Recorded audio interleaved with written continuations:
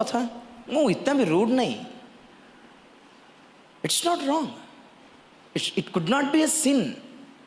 अरे काती धरवा गोटे पाप कि आज्ञा काती धरव लोक सब मर्डर नुहे काती धरव छुरी धरव लोक समस्त पॉकेट मार नुहे.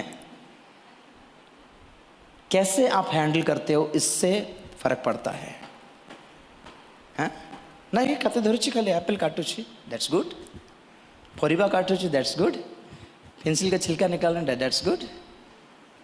हाँ बेक करो लोग देख पैसा देव ना दैट गला.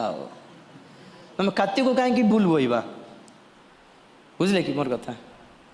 हाँ बाइबल रो भूल नहीं.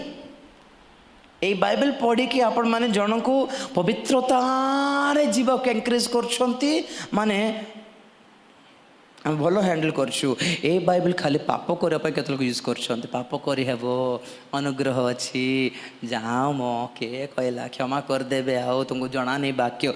यही बाइबल जदि सत्तरे पाप करिया पे कहिले भी जे करबा को मना करछि से ओरिजिनल अटे आज्ञा. परमेश्वर पागल है नांती सर. परमेश्वर पागल नहंती. सबु कर्म करिवार स्वाधीनता मते अच्छी किंतु मु सबु कर्म करे नाही. पाउल कौन कहले प्रथम कोरिन्थियो 6:7 टिके पढ़ो. कौन सी विषयर बोसीभूत मो पढ़ देख प्रभु धन्यवाद दे.